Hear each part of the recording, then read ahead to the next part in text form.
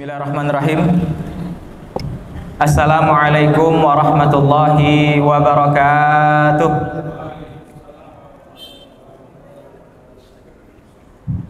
Innal hamdalillahi nahmaduhu wa nasta'inuhu wa nastaghfiruh wa na'udzu billahi min syururi anfusina wa min sayyiati a'malina. May yahdihillahu fala mudilla lahu wa may yudlilhu fala hadiyalah. Asyhadu an la ilaha illallah wahdahu la syarikalah wa asyhadu anna Muhammadan abduhu wa rasuluh la nabiyya wa la rasula ba'dah. Rabbi shrah li sadri wa yassir li amri wahlul 'uqdatam min lisani yafqahu qawli. Rabbana zidna ilma warzuqna fahma. Allahumma la sahla illa ma ja'altahu sahla wa anta taj'alul hazana idza syi'ta sahla. Amma ba'd. Hadirin sidang jemaah Masjid Jami yang dirahmati Allah Subhanahu wa taala. Alhamdulillah pada malam hari ini kita dapat bertemu kembali dalam majelis yang mulia ini. Sebuah majelis yang kata Allah Rasulullah sallallahu alaihi wasallam merupakan taman dari taman surganya Allah Subhanahu wa taala. Maka dengan senangnya hati kita, gembiranya diri kita, bangganya kita ketika duduk di majelis ilmu, mudah-mudahan juga menjadi penghantar kita nanti duduk di taman surganya Allah di akhirat nanti. Karenanya bersyukur selalu kita kepada Allah atas setiap nikmat yang Allah berikan kepada kita sampai hari ini, yang kalau bukan karena nikmatnya Allah kita tidak bisa melakukan pekerjaan-pekerjaan kita tidak bisa melakukan aktivitas kita, dan yang paling penting adalah dengan nikmatnya Allah kita hari ini bisa bersujud dan beribadah kepada Allah Subhanahu wa taala. Ibadah yang kita lakukan hari ini bukan karena solehnya, alimnya, bijaknya diri kita, tapi karena Allah yang izinkan kita untuk rukuk sujud kepada Allah Subhanahu wa taala. Maka jangan pernah lupakan di setiap doa-doa kita itu untuk meminta agar Allah mudahkan jalan kita untuk terus sujud, terus beribadah sama Allah Subhanahu wa taala. Jadi jangan minta dunia saja yang diperbanyak, tapi jangan lupa minta perkara-perkara yang akan mengantarkan kita kepada Allah Subhanahu wa taala. Karena tidak ada yang tahu, Pak. Bu, tidak ada yang tahu. Kita hari ini mungkin rajin ikut pengajian, sholat berjamaah tidak pernah tinggal, 2 rakaat sebelum subuh kita sholat setiap hari, tapi bisa jadi nanti Allah lencengkan kita. Dan orang soleh itu, orang semakin soleh itu kalau sekali dia melenceng biasanya jauh kali melencengnya gitu. Maka minta keistiqomahan kepada Allah Subhanahu wa taala, dan Allah juga telah ajarkan, Rasulullah ajarkan kepada kita bahwa di setiap solat kita yang kita minta adalah hidayah. Ihdinas siratal mustaqim. Minta terus berada ditunjukkan jalan yang lurus. Salawat dan salam juga semoga tetap tercurah terlimpah bagi Nabi besar Muhammad sallallahu alaihi wasallam, pada sahabat-sahabat beliau, istri beliau, dan orang-orang yang selalu istiqamah menjalankan sunnah dan meniti jalan yang telah digariskan oleh Rasulullah sallallahu alaihi wasallam. Dan semoga kita yang duduk pagi hari ini, di malam hari ini, mohon maaf, berada selalu di jalan ini sampai akhir hayat kita. Dan semoga dengan sholawat kita juga nanti di yaumil kiamat kita diakui oleh Rasulullah sebagai pengikut beliau dan mendapatkan syafaat beliau. Amin ya rabbal alamin. Bapak-bapak, ibu-ibu sidang jemaah Masjid Jami yang dirahmati Allah Subhanahu wa taala, izinkan kami untuk duduk di hadapan bapak-bapak, ibu-ibu, para asatid sekalian. Bukan karena kami yang lebih alim, bukan karena kami yang lebih soleh, juga belum tentu karena ilmu kami yang paling tinggi, tapi memang karena mungkin Allah yang berikan kesempatan untuk kami. Maka mohon izin dari bapak-bapak, ibu-ibu sekalian. Ya, jadi ustadz-ustadz kita banyak tak ada hari ini, Pak. Ustadz Imron ke Jawa, Ustadz Hilmi ke Sumbar, Ustadz Faza di Talang Jerinjing, Ustadz Yasfi lagi sakit, Ustadz Muslim sibuk dengan lagi sibuk penerimaan santri baru. Jadi terpaksalah Ustadz cadangan nih yang maju. Lah judulnya Tablik Akbar menyambut tahun baru Hijriah. Jadi ini agak berat sedikit nih temanya. Apalagi nanti ada acara lagi Bang Robi. Jadi habis Isya. Tak. Ya, mudah-mudahan Allah berikan kemudahan pada kita semua dan Allah berikan kita ilmu yang bermanfaat. Amin ya rabbal alamin. Hadirin rahmati Allah Subhanahu wa taala, alhamdulillah hari ini kita telah sampai ke tahun 1445 ya, 1445. Ini hari ini tanggal 2 Muharram, maka ini adalah awal ya, masih masuk awal lah. Awal dari tahun baru Hijriah ini 1445. Maka hadirin rahmati Allah Subhanahu wa taala, malam hari ini sedikit kita akan mengambil momentum tahun baru Hijriah ini sebagai masa transisi kita. Sebuah titik balik kembali kepada diri kita agar bisa menjadi pribadi yang lebih baik lagi di tahun yang baru ini. Maka pertama mungkin yang akan kami bahas adalah sejarah daripada penetapan tahun baru Hijriah ini sendiri, Pak. Jadi kita hari ini tahunya awal bulan itu Muharram, akhirnya Zulhijjah, dan ada namanya tahun baru tahun Hijriah. Tapi kadang-kadang kita tidak tahu ini kayak mana sejarahnya gitu loh, Pak. Maka Imam Ibnu Hajar Al-Asqalani dalam salah satu kitabnya memberikan sebuah pengetahuan maklumat tentang bagaimana awal mula tahun baru Hijriah ini berasal. Dan sebagaimana kita tahu bahwa awal mula penetapan kalender Hijriah ini kalau kita tahu dalam sejarah ini dicetuskan pertama kali di masa kekhalifahan siapa? Masa kekhalifahan Khalifah Umar bin Khattab. Jadi sebelum Khalifah Umar bin Khattab ini, itu dalam kalender Islam itu, dalam tubuh umat Islam itu tidak dikenal tahun baru Hijriah. Tahun Hijriah itu tidak kenal, Pak. Nah, dan adanya penetapan tahun Hijriah ini juga dimulai dari keresahan salah seorang sahabat. Siapa namanya? Namanya adalah sahabat Abu Musa Al-Asy'ari. Jadi sahabat Abu Musa Al-Asy'ari ini adalah seorang gubernur yang ditunjuk oleh sahabat Umar bin Khattab. Nah, beliau ini sebagai seorang gubernur juga punya tugas untuk mengarsipkan surat, mengarsipkan dokumen-dokumen gitu. Nah, maka ketika beliau ini menjalankan tugasnya, itu beliau merasa kebingungan, Pak. Karena surat-surat yang dikirimkan oleh Khalifah Umar bin Khattab ataupun surat-surat yang berlalu di kalangan umat Islam ketika itu tidak mencantumkan tanggal. Jadi hanya ada enggak mencantumkan tahun, hanya ada tanggal dan hanya ada bulan. Nah, jadi kalau bulannya sendiri itu dah dari dahulu masyarakat Arab itu tahu, Muharram, Safar, Rabiul Awal, Rabiul Akhir sampai Zulhijjah itu sudah dari dulu ada. Tapi tidak ada tahunnya. Maka ini menyulitkan, kata Abu Musa Al-Asy'ari. Akhirnya Abu Musa ngadu sama Khalifah Umar bin Khattab. Nah, ide dari Abu Musa ini disambut baik oleh seorang Umar bin Khattab. Maka ketika itu beliau memanggil para sahabat beliau. Di antara sahabat yang beliau panggil ada sahabat Utsman bin Affan, ada sahabat Ali bin Abi Thalib, ada sahabat Sa'ad bin Abi Waqqas, ada sahabat Thalhah bin Ubaidillah, ada sahabat Zubair bin Awam, dan ada sahabat Abdurrahman bin Auf. Nah, 6 orang sahabat ini diajaklah berembuk untuk menentukan atau membahas apa yang diusulkan oleh sahabat Abu Musa Al-Asy'ari. Maka pertama yang didiskusikan itu tentang penetapan tahunnya itu di kapan mulainya. Maka ada beberapa opsi. Ada yang memberikan opsi kalau tahun baru Hijriah, kalender Hijriah itu dimulai dari tahun lahirnya Rasulullah SAW. Yang kedua, ada yang memberikan opsi tahun diangkatnya Nabi SAW menjadi Rasul atau Yaumul Bi'tsah, diangkatnya Nabi Muhammad SAW menjadi seorang Rasul.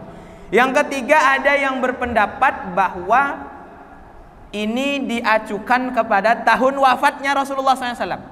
Dan yang keempat, ada saran bahwa awal mula kalender Hijriah ini dimulai dari proses hijrahnya para sahabat dari kota Mekah menuju Yathrib atau kota Madinah. Maka di antara 4 saran tadi yang akhirnya dipilih menjadi kesepakatan adalah tahun hijrahnya Rasul bersama para sahabat dari Mekah dan Madinah. Kenapa demikian? Karena pertama, kalau itu acuannya tanggal lahirnya atau tahun lahirnya Rasulullah dan tahun diangkatnya Nabi menjadi Rasul, ini ada perdebatan di antara para sahabat. Entah itu tentang kapan pastinya dan lain sebagainya macamnya. Kalau misalnya diambil itu tahun wafatnya Rasulullah SAW juga tidak pas. Kenapa? Karena wafatnya Rasulullah itu menjadi tahun di mana para sahabat ini berduka. Tahun di mana terjadi kesedihan yang sangat parah di antara para sahabat. Yang bahkan sampai ketika itu sahabat Umar bin Khattab marah-marah ketika mendengar wafatnya Rasulullah SAW. Maka dipilihlah tahun kalender Islam itu dimulai dari masa transisi dari Mekah menuju Madinah. Kenapa demikian? Karena dianggap ini adalah masa perpindahan dari dakwah masa jahiliyah ketika itu di Madinah, di Mekah yang banyak pertentangan, kaum musyrikinnya masih sangar-sangar ketika itu, menuju Madinah di mana ketika itu awal mula terbentuknya masyarakat yang madani di tubuh umat Islam. Nah, ini yang pertama. Yang kedua, yang menjadi awal permulaan bulannya itu bulan apa gitu. Apakah itu Rabiul Awal, ataukah Jumadil Awal, ataukah itu bulan Zulqa'dah, atau Zulhijjah, atau Muharram. Maka awal-awalnya itu para sahabat itu berpendapat untuk menjadikan Rabiul Awal sebagai awal. Kenapa? Karena para sahabat meyakini bahwa hijrahnya Rasul itu terjadi pada bulan Rabiul Awal. Tapi pendapat ini disanggah oleh Khalifah Umar bin Khattab. Kenapa? Karena memang proses hijrah mungkin bisa jadi sempurna atau terjadinya itu di bulan Rabiul Awal, tapi wacana hijrah itu sendiri mulai terjadi pada bulan Zulhijjah. Bulan Zulhijjah tepatnya pada tahun 13 Nubuwah setelah kenabian atau diangkatnya Rasulullah SAW, tepat pada tahun 622 Masehi. Nah, gini. Maka karena wacana hijrah itu dimulai ketika bulan Zulhijjah tadi, maka yang diambil itu bulan setelah Zulhijjah. Setelah Zulhijjah bulan apa? Bulan Muharram. Maka ditetapkanlah awal mula dari pengkalenderan hijriah atau umat Islam itu dimulai pada bulan Muharram dan dihitung sejak awal mula hijrahnya Rasulullah SAW dan para sahabat menuju kota Madinah. Maka ini dirahmati Allah Subhanahu wa taala, kalau hari ini kita niatnya memperingati tahun baru Hijriah, maka spirit yang harus dibawa itu apa? Spirit hijrah. Semangat hijrahnya Rasulullah SAW dan para sahabat. Maka kita juga akan sedikit menyinggung tentang proses hijrahnya Nabi ini, Pak. Jadi hijrahnya Nabi ke Madinah ini sedikit kita singgung. Pertama itu dimulai pada tahun 11 Hijriah. Bukan 11 Hijriah, 11 kenabian, 11 tahun setelah diangkatnya Nabi menjadi Rasul. Ketika itu bulan Zulhijjah datang 6 orang dari Yathrib. Sebelum Madinah itu menjadi Madinah, namanya Madinah Al-Munawwarah, nama kotanya itu apa? Yathrib. Jadi ada 6 orang yang datang menuju kota Mekah untuk melaksanakan ibadah haji. Ketika itu datang kepada Rasulullah SAW menyampaikan bahwa mereka ingin menjadi Islam. Dan ini juga adalah buah dari kerja dakwahnya seorang Mus'ab bin Umair yang diutus oleh Rasulullah untuk menjadi kader Rasulullah di kota Madinah. Jadi dimulai tahun 11 Hijriah. Jadi awal mulanya itu dari 6 orang, Pak. 6 orang. 6 orang ini akhirnya balik ke Madinah setelah melaksanakan ibadah haji, ikut berdakwah di sana. Akhirnya di tahun ke-12, 1 tahun setelah itu, datang lagi 12 orang. 12 orang datang kepada Rasulullah SAW untuk apa? Untuk berbaiat setia, menyampaikan kesetiaan, keloyalan beliau kepada Rasulullah SAW. Dan ini dinamakan baiat apa? Baiat Aqobah. Baiat Aqobah 1. Dari 12 orang ini kemudian balik lagi ke Madinah. Akhirnya di tahun ke-13 Hijriah. Nah, ini menjadi awal 13 kenabian, mohon maaf salah terus dari tadi. 13 kenabian. Itu tahun 622 Masehi tadi. Bulan Juni kalau tidak salah di penanggalan Masehinya, ini datang lagi 70 orang sahabat dari kota Madinah yang telah masuk Islam, datang lagi ke ke Mekah untuk berhaji sekalian untuk baiat setia sama Rasulullah sallallahu alaihi wasallam. Dan baiat yang kedua ini agak sembunyi-sembunyi, Pak. Bu, karena jumlahnya agak banyak, maka baiat yang kedua ini dilakukan agak sembunyi-sembunyi.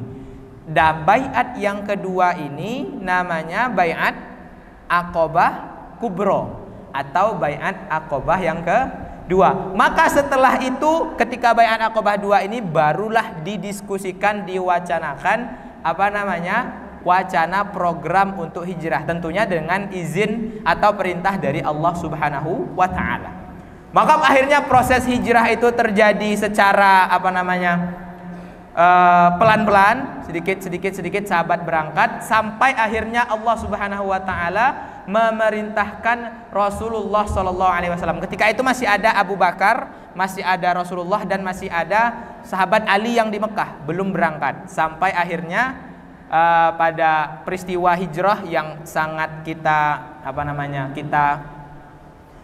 kenal sekali, bagaimana seorang sahabat Ali bin Abi Thalib menjadi, bahasanya tumbal lah, menjadi pengalih perhatian kafir Quraisy karena tahu nih Nabi pengen hijrah. Nah, kabar itu menyebar di kalangan Quraisy. Kemudian Quraisy akhirnya mengumpulkan para tetinggi-tetingginya untuk melaksanakan eksekusi terhadap Rasulullah di rumahnya ketika malam hijrah. Nah, karena intelnya Rasulullah ini langsung dari pusat. Siapa intelnya Nabi? Intelnya Nabi itu malaikat Jibril, langsung dari Allah Subhanahu wa taala. Maka kalah intelnya Quraisy, kalah. Intelnya waktu itu kaum musyrikin kalah. Akhirnya Rasulullah diberitahu dahulu oleh Allah Subhanahu wa taala melalui malaikat Jibril, akhirnya pergi berangkat hijrah bersama Abu Bakar As-Siddiq dan Ali bin Abi Thalib yang menjadi pengalih perhatian. Akhirnya terjadilah yang namanya hijrah. Hadirin rahmati Allah Subhanahu wa taala, maka ketika kami ulangi, memperingati tahun baru Hijriah, spirit atau semangat yang harus kita tanamkan dari diri kita itu adalah bagaimana hijrahnya Rasulullah sallallahu alaihi wasallam. Maka Bapak Ibu yang dirahmati Allah Subhanahu wa taala, tujuan hijrah itu kan untuk menegakkan agama Allah. Proses hijrah dari Makkah Madinah itu untuk memperkuat kekuatan dan untuk memenangkan agamanya Allah Subhanahu wa taala. Maka spirit kita untuk hijrah hari ini juga harus untuk Allah Subhanahu wa taala, menegakkan agamanya Allah Subhanahu wa taala. Maka kalau Rasulullah sallallahu alaihi wasallam dan para sahabat dahulu hijrah dari satu tempat ke tempat yang lain, dari Makkah menuju Yastrib atau Madinah Al-Munawwarah, maka hari ini kita hijrahnya dari satu kondisi menuju kondisi yang baru. Dari sebuah kondisi yang buruk menjadi kondisi yang baik. Dari kondisi yang mungkin sudah baik menjadi yang lebih baik lagi. Dari kondisi yang dahulunya kita mungkin seringnya maksiat kepada Allah Subhanahu wa taala menuju kondisi bertaubat kepada Allah Subhanahu wa taala. Atau hijrah dari sebuah circle lingkungan yang mungkin tidak yang mungkin jauh dari Allah Subhanahu wa taala, atau tidak ada wacana sedikit pun untuk mendekat kepada Allah Subhanahu wa taala, menuju circle atau lingkungan yang nanti dengan lingkungan tadi mengarahkan kita kepada jalan atau dekatnya kita dengan Allah Subhanahu wa taala. Maka spirit kita hari ini adalah bagaimana kita di tahun 1445 Hijriah ini bisa menjadi pribadi yang lebih baik lagi. Maka hijrah hari ini menjadi sebuah tren, Bapak Ibu.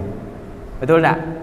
Bahkan ada yang bikin komunitas namanya Ikatan Pemuda Hijrah. Banyaklah. Santri hijrah, pemuda hijrah, biker hijrah.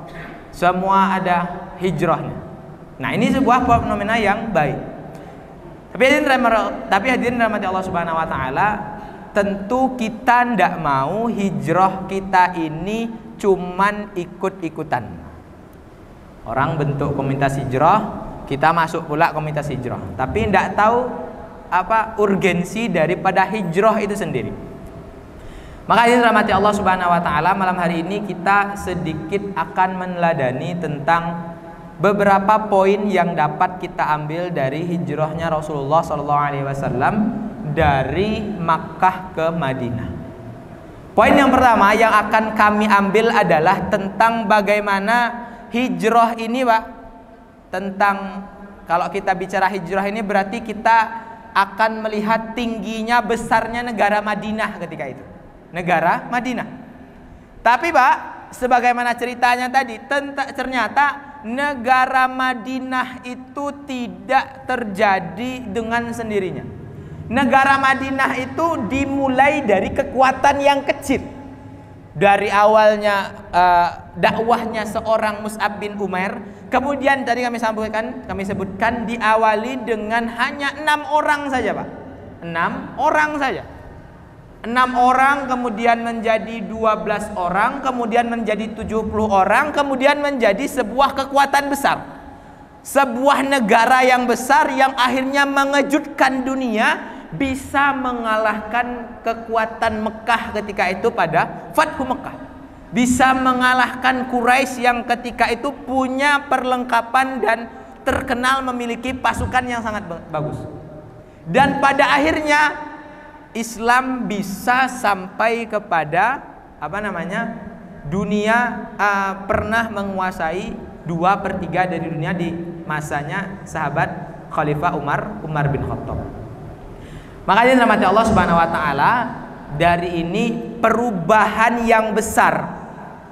Perubahan yang besar itu Bapak Ibu dimulai dari perubahan yang kecil. Jadi kami di pondok itu dulu pernah diberitahu gitu. Kalau seorang dai, seorang aktivis dakwah, nih insya Allah iwan-iwan yang hadir sini ini semua aktivis dakwah, ingin membentuk sebuah habit, sebuah circle atau lingkungan, yang itu lingkungan yang dekat dengan Allah Subhanahu wa taala, itu tidak bisa kita kok langsung pengen ke orang banyak gitu, susah Pak. Tapi yang pertama itu dimulai dari memperbaiki pribadi kita sendiri. Nah, ketika kita punya pribadi yang baik, pribadi yang baik itu insya Allah dengan sendirinya akan menular kepada circle kita yang paling kecil. Circle kita yang paling kecil itu siapa? Orang yang ada di rumah kita. Entah itu istri kita, entah itu anak kita, putra bapak ibu, putri ibu, itu mulai dari diri bapak ibu sekalian. Maka jangan salahkan anak, Pak. Jangan salahkan anak, jangan salahkan istri kalau punya masalah. Bisa jadi karena masalahnya itu di orang tuanya. Nah, kita hari ini kan, mohon maaf, kalau dulu masa saya kecil itu dimarahi karena sering nonton TV. Wah, maghrib nonton kartun, besok pagi bangun tidur langsung buka kartun lagi. Maghrib tuh biasanya nonton Naruto, Pak. Nah, itu bapak mama saya sering marah. Bapak saya marah. Tapi setelah saya pikir-pikir, ternyata itu juga karena memang dalam keluarga itu senang nonton TV, gitu loh. Jadi mungkin maghrib sampai sebelum isya itu yang nonton TV saya, tapi habis isya sampai tengah malam itu bapak-bapak saya yang pakai TV, gitu loh. Anak kita hari ini mungkin kecanduan gadget, kecanduan HP karena mungkin diawali dengan kita juga yang tidak bisa lepas, bukan dalam artian bukan tidak bisa lepas. Memang mungkin hari ini menjadi sebuah keperluan yang cukup urgen, gadget, HP lain sebagainya macam. Bisa jadi karena kita ini terlalu juga candu dengan gadget itu sendiri. Mungkin masih ada bapak-bapak muda hari ini yang masih candu dengan game, candu dengan lain sebagainya macamnya yang ada di situ. Akhirnya itu mempengaruhi circle terkecil kita. Nah, kalau dalam circle terkecil keluarga ini tidak bisa kita ubah dulu, jangan harap kawan main kita di luar bisa berubah. Jangan harap tetangga kita bisa berubah. Karena kita pengen tujuan kita pengen membentuk lingkungan komunitas yang islami, yang madani. Tapi kalau misalnya dalam keluar diri kita sudah kita perbaiki, kemudian menular kepada keluarga kita, itu nanti keluarga kita itu bisa menjadi role model atau sebuah patokan bagi tetangga-tetangga, keluarga-keluarga yang ada di sekitar kita. Gitu. Yang kemudian skup yang kecil-kecil tadi itulah nanti yang menjadi suatu yang besar. Maka perubahan itu dimulai dari yang kecil. Maka ustadz-ustadz juga gitu, Pak. Ustadz yang sudah besar jangan gengsi ngajar anak-anak yang kecil. Gitu. Tapi tentu ada skala prioritas. Maka saya hari ini saya sekali-sekali ngajar anak-anak kecil. Dalam hati mungkin mikir gengsi juga. Walah, udah sering kajian malah ngajar anak TK, kok ngajar anak SD gitu kan. Tapi setelah dipikir-pikir ternyata bisa jadi anak kecil yang masuk TPA ini, anak kecil yang belajar ngaji sama kita hari ini, bisa jadi merekalah yang akan melanjutkan perjuangan bapak-bapaknya hari ini, melanjutkan perjuangan ustadz-ustadznya hari ini. Maka dulu kami pas di An-Nur itu sasaran dakwahnya itu bukan cuman bapak-bapak, ibu-ibu, tapi dibiasakan untuk ngajar TPA, ngajar bocil-bocil mulai dari itu anak PAUD, anak SD, SMP, SMA, remaja, bahkan nanti masuk ke lingkungan bapak-bapak, ibu-ibu. Maka poin pertama bagaimana yang harus kita ambil dari hijrah ini adalah dengan tidak malu, tidak merasa kecil untuk memulai hal-hal yang kecil. Setiap kebaikan-kebaikan kecil yang kita lakukan hari ini bisa jadi menjadi suatu yang besar di masa yang akan datang. Bapak Ibu mungkin hanya ngasih bantuan ke anak-anak tahfidz, ngasih makanan pas hari Senin Kamis ke anak-anak tahfidz, itu bisa menjadi semangat bagi mereka, Pak. Semangat menjadi bagi diri mereka semangat ngapal Quran, bisa jadi mereka yang nanti menjadi orang-orang yang menggaetkan, menggalakkan program-program Quran, baca Quran di daerah kita ini. Itu yang pertama. Kemudian Bapak-bapak yang dirahmati Allah Subhanahu wa taala, agar hijrah ini menjadi sebuah habit atau kebiasaan yang berlanjut sampai sampai akhir hayat kita, maka kita juga perlu meneladani bagaimana Rasulullah mengajarkan tentang hijrah ini. Maka yang kedua yang harus kita perbaiki adalah niat kita berhijrah. Ini hijrah dari 1444 menuju 1445 ini juga harus tajdidun niyah, Pak. Kalau bahasa para ulama itu memperbarui niat. Maka pastikan kalau misalnya dulu kita hijrahnya karena Allah dan mulai semakin kesini mulai ada kepentingan-kepentingan dunia yang kita kejar, gitu harus harus kembali kita perbarui niat kita. Mohon maaf, dulu kita bentuk komunitas kita ini, Pak. Ikhwan ini niatnya pengen supaya daerah kita ini Islami. Akhirnya kita mendirikan lembaga pendidikan. Kemudian agar masyarakat kita hari ini tidak tergantung kepada hal-hal yang Allah haramkan, salah satunya riba. Kita mendirikan yang namanya Baitul Mal, kita bikin BMT lain sebagai macamnya, mendirikan lembaga keuangan. Tujuannya agar masyarakat kita lebih Islami. Itu niat kita dulu. Maka kalau hari ini niat kita itu sudah mulai tergerus, mulai terkikis oleh hal-hal yang sifatnya duniawi, maka hari ini kembali kita harus mentajdid, memperbarui niat kita itu, kembalikan kepada Allah Subhanahu wa ta'ala. Kata Rasulullah SAW, faman kana hijratuhu ilallahi wa rasulihi fa hijratuhu ilallahi wa rasulihi wa man kanat hijratuhu lidunya yusibuha aw imra'atin yankihuha aw yatazawwajuha fa hijratuhu ila ma hajara ilaihi. Ini hadis niat ini salah satu asbabul wurud, sebab turunnya ini karena ada seorang laki yang ketika itu hijrahnya ini, kalau para sahabat itu karena ingin menikahi seorang wanita. Wanitanya ini seorang janda namanya Ummu Qais. Karena namanya Ummu Qais, berarti dia sudah pernah punya anak namanya Qais, berarti simpulannya dia janda. Ada seorang sahabat itu yang ingin nikahi Ummu Qais ini, Pak. Ada sahabat ingin nikahi Ummu Qais ini. Tapi Ummu Qais ini memberikan syarat kepada beliau, kalau kau mau nikah sama aku, kau harus ikut hijrah ke Madinah.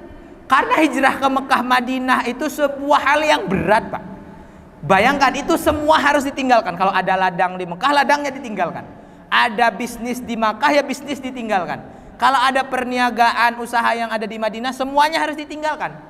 Bawa barang yang ada di badan aja sama kalian, logistik untuk keberangkatan, itu aja. Dan itu pun mungkin sampai Madinah nanti udah habis. Maka Ummu Qais ini, kalau kau menikah sama aku, kau harus ikut hijrah, gitu. Maka laki-laki ini, para sahabat bilang, wah ini laki-laki yang hijrah karena ingin menikah. Maka ketika itu Rasulullah berikan hadis, faman kana hijratuhu ilallahi wa rasulih fa hijratuhu ilallahi wa rasulih wa man kanat hijratuhu lidunya yusibuha aw imra'atin yankihuha fa hijratuhu ila ma hajara ilaihi. Maka niat ini sangat urgen, Bapak Ibu. Kata Yahya bin Katsir, beliau mengatakan, ta'allamun niyah fa innahu ablaghu minal amal. Pelajarilah oleh kalian dahulu niat. Masalah niat ini dipelajari, diperbaiki, dimuluskan dulu niatnya. Fa innaha ablaghu minal amal. Karena niat ini lebih besar dari amal itu sendiri. Ruhnya amal kita itu adalah niat.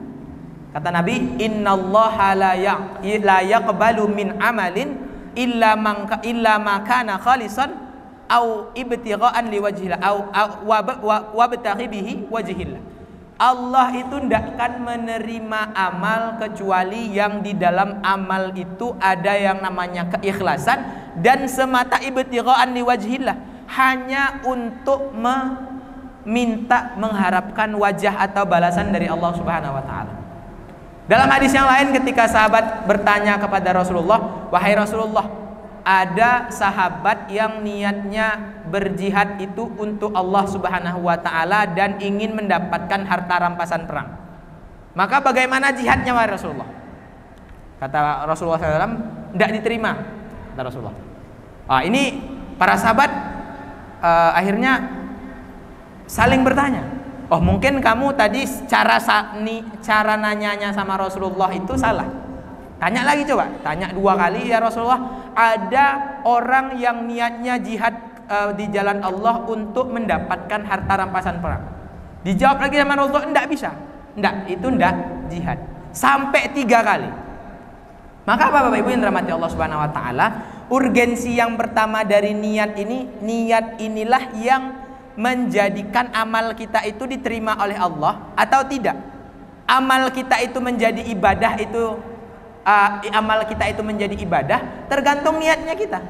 Kalau dalam amal kita itu ada untuk manusia, ada yang bukan untuk manusia, itu bisa jadi merusak amal kita, akan bahkan menjadikan amal kita itu dianggap ibadah, bahkan menjadi maksiat kepada Allah Subhanahu wa ta'ala. Karena agungnya niat ini, Pak. Maka hadirin rahmati Allah Subhanahu wa ta'ala,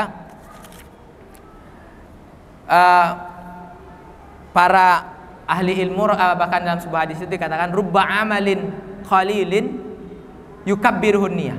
Bisa jadi ada amalan yang kecil tapi karena niatnya Allah Subhanahu wa ta'ala nilainya besar di sisi Allah. Ada orang menyingkirkan duri di jalan, Bapak Ibu, tapi ini memang niatnya karena Allah. Karena kata Rasulullah, iman yang paling kecil itu adalah menyingkirkan duri dari jalan. Makanya dia kalau nampak sampah di jalan dia buang, masuk kantong sampah. Ada duri dia buang, ada paku nampak dia singkirkan, ada halangan dia hilangkan halangan tadi. Tapi niatnya karena Allah. Ini bisa jadi pahalanya ini besar di sisi Allah. Tapi di sisi lain kata Rasulullah, warubba amalin kabirin, atau dalam sebuah riwayat, mohon maaf, yusaghiruh niyah, ada sebuah amal itu yang besar, Pak. Ini tadi jihad. Jihad itu kan amal paling tinggi. Zirwatu sanamihi kata Rasulullah. Puncak daripada iman itu adalah jihad. Tapi itu bisa menjadi kecil, bahkan tidak ada nilainya kalau niatnya bukan karena Allah Subhanahu wa ta'ala. Ada orang ibadah melakukan haji. Haji itu butuh dana banyak. Terus belum lagi resiko meninggalkan keluarga. Itu waktunya 40 hari jauh dari kampung halaman, dari tanah air. Bahkan hari ini ditambah pula harus nunggu bertahun-tahun. Ini kurang besar apa amalan haji ini? Banyak resikonya. Tapi ini bisa jadi kecil di sisi Allah. Bisa jadi kecil kalau di dalamnya tercampur niat yang lain. Bahkan bisa tidak jadi apa-apanya kalau cuman pengen berangkat ke Mekah, ke Madinah, tawaf, sa'i, lain sebagainya macamnya, hanya untuk biar balik itu dapat panggilan apa? Panggilan haji atau panggilan haji. Bisa hilang pahalanya di sisi Allah Subhanahu wa ta'ala. Maka hadirin dirahmati Allah Subhanahu wa ta'ala, untuk memulai hijrah kita di tahun 1445 Hijriah ini, mulai dengan memperbaiki niat kita. Karena apa? Nanti takut kita dah mulai amal dikit, nanti amalnya besar, tapi tidak diterima sama Allah Subhanahu wa ta'ala. Maka kata Gus Baha apa, Pak? Ikhlas itu adalah logika yang paling rasional. Nah, nih, ikhlas itu adalah alasan beribadah yang paling rasional. Kenapa gitu, Pak? Kenapa dianggap paling rasional? Karena gini, ketika kita beribadah itu kan, itu kita semuanya ndak ada yang punya kita. Kita merasa hari ini kita sedekah, kok kita merasa karena diri kita hebat karena harta kita yang banyak itu? Ndak mungkin. Kamu sedekah karena apa? Karena saya punya harta. Lah, kamu dapat harta itu karena apa? Karena saya bekerja keras. Nah, kamu kerja keras itu karena pakai perangkatnya siapa? Nah, tenaga yang kita miliki untuk kerja itu dari siapa? Makanan yang hari ini kita makan itu siapa yang ciptakan? Kaki kita bisa melangkah, tangan kita bisa melakukan sesuatu itu karena siapa? Karena Allah, Pak. Tidak ada ceritanya kalau amal kita itu karena hebatnya diri kita. Maka logikanya yang paling rasional untuk beribadah itu ya ikhlas. Maka kalau orang udah jadi wali itu niatnya ya udah, innama nut'imukum liwajhillah la nuridu bihi jazaa'a wala syukura. Kami itu ngasih makan kamu, sedekah kamu, ya. Bapak-bapak, ibu-ibu ngasih sumbangan buat anak tahfidz, ngasih sumbangan buat masjid, ngasih sumbangan buat pembangunan, liwajhillah, hanya untuk mengharapkan pahala dari Allah. La nuridu bihi jazaa'a wala syukura. Aku ngasih kamu ini tidak mengharap kamu kok berbuat baik sama aku, atau aku tidak mengharapkan kamu berterima kasih sama aku. Kalau orang udah sampai pada tingkat ini, Pak, tidak pernah ada yang namanya kekecewaan ketika beribadah. Mau setelah itu kita ngasih orang-orang jahat sama kita, tidak ngaruh sama ibadah kita, tidak akan kecewa. Mau kita kerja siang malam, itu tidak dapat hasil yang besar karena niatnya karena Allah, tidak akan kecewa. Maka urgensi niat yang kedua itu apa? Menjadi sebab langgengnya ibadah kita. Istiqomahnya ibadah kita itu karena Allah, karena niat kita itu untuk Allah Subhanahu wa ta'ala.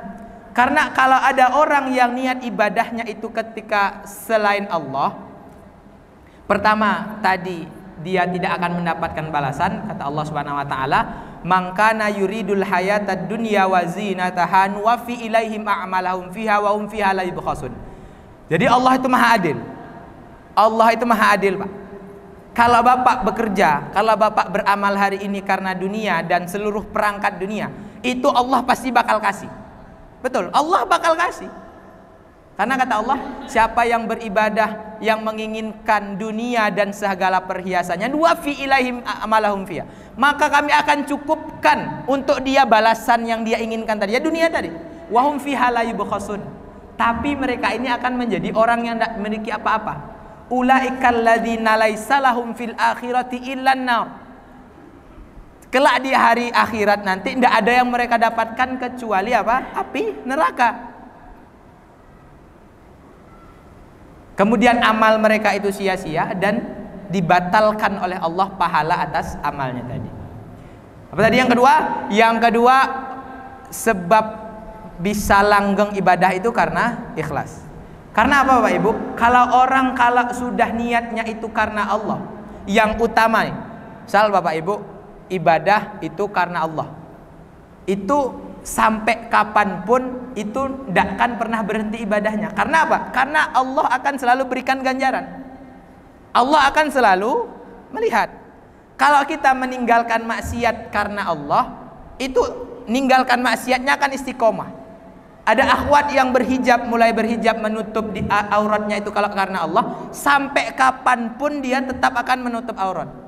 Tapi kalau akhwat niatnya pakai hijab itu karena lain-lain, karena lagi ngincar ikhwan, lagi ngincar ustadz itu segala macamnya, itu kalau tidak dapat yang dia inginkan, dia kecewa, dia buka hijab lagi. Maka tren hari ini banyak Pak, artis-artis dulu berhijab, sekarang buka lagi. Bahkan ada yang sampai pakai niqab, pakai cadar pun hari ini akhirnya buka hijab. Buka cadar, tapi jadi artis TikTok. Mohon maaf. Maka ini rahmati Allah Subhanahu wa taala. Sebaliknya kalau niatnya itu karena Allah, kalau orang datang ke masjid misalnya, Bapak Ibu datang ke masjid, itu niatnya untuk dipuji manusia biar dampakkan baik. Itu awal-awal aja manusia muji, Pak. Misal kita hari itu pernah ndak sholat ke masjid, atau kita pernah ndak sholat. Hari ini karena pengen ada tujuan tertentu, akhirnya berangkat ke masjid. Biar apa? Dapat pujian. Biar ditengok manusia. Manusia itu nengok sebentar aja. Nanti lama-lama kita masjid itu ndak ada lagi yang muji. Dah biasa aja. Dah nggak ada, bahkan nggak ada yang peduli lagi kita ke masjid atau ndak. Maka ketika pujian itu sudah hilang, kalau niatnya utamanya pujian tadi, maka berhenti ibadahnya. Termasuk hari ini orang sedekah, Pak. Mohon maaf, bahkan mungkin niat sedekahnya ini bagus. Ada orang niatnya sedekah berapa menit lagi? Berapa menit? 2 menit? 1 menit? Mungkin ada orang niatnya bersedekah itu supaya apa? Dengan sedekahnya ini duitnya itu balik. Kan ada Pak ya? Orang jualan sedekah supaya jadi penglaris. Ini boleh-boleh aja, berwasilah namanya dengan amal soleh. Tapi kalau niat kita hari ini yang seperti ini nggak kita upgrade, nggak semakin kita perbarui, kalau misalnya usaha kita malah bangkrut nanti karena sedekah, bukan karena sedekah, suatu hari Allah bangkrutkan kita, usaha kita itu, padahal kita sedekah terus menerus, bisa jadi kita setelah itu jadi orang yang pelit, yang malas untuk sedekah, yang anti untuk bersedekah. Ustadz kalau ceramahnya itu biar banyak pengikut, nanti kalau suatu hari ustadz itu ditinggalkan sama orang, itu dia berhenti untuk berdakwah. Seorang guru kalau niatnya dia itu ngajar murid-muridnya supaya anaknya hanya sekedar untuk pandai, suatu saat kalau anak yang dia ajar itu jadi gagal, bodoh, tidak jadi pintar, itu guru akan berhenti menjadi seorang guru. Maka niatkan, atau niatnya cuma untuk mengejar gaji, suatu saat gajinya tidak datang lagi, dia berhenti jadi guru. Maka dirahmati Allah Subhanahu wa taala, faman kanat hijratuhu ilallahi wa rasulih fahijratuhu ilallahi wa rasulih, wa man kanat hijratuhu lid dunya yusibuha aw imra'atin yatazawwajuha fahijratuhu ila ma hajara ilaihi. Awal tahun baru ini pertama introspeksi diri kita. Kurang kita di tahun kemarin apa? Maksiat yang belum bisa kita tinggalkan apa? Nah, maka di tahun yang baru ini itu yang harus menjadi titik fokus kita. Kemudian apa? Perbaiki niat, kemudian bentuk berada di lingkungan yang soleh. Karena apa? Lingkungan yang soleh itu memudahkan kita untuk istiqomah di jalan hijrah.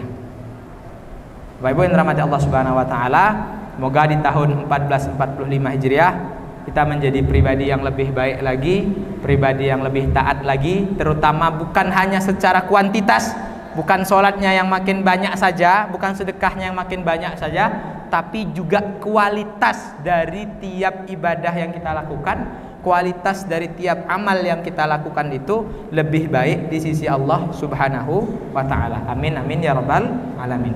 Karena waktu sudah menunjukkan Isya, ini yang dapat kami sampaikan. Semoga yang kami sampaikan tadi bermanfaat bagi diri kami dan jamaah secara umumnya. Kepada Allah kami mohon ampun atas segala kekhilafan, karena yang benar datangnya dari Allah. Astaghfirullah li wa lakum. Dan yang salah adalah karena kurangnya kesalahan kami sendiri. Dan kepada jemaah sekalian mohon maaf atas kesalahan, kekurangan kata-kata atau tingkah laku yang tidak pada tempatnya. Kita tutup dengan doa kifaratul majlis dan alhamdulillahirabbil alamin. Subhanaka Allahumma wa bihamdika asyhadu an la ilaha illa anta astaghfiruka wa atubu ilaik. Hadanallahu wa iyyakum ajmain. Assalamualaikum warahmatullahi wabarakatuh.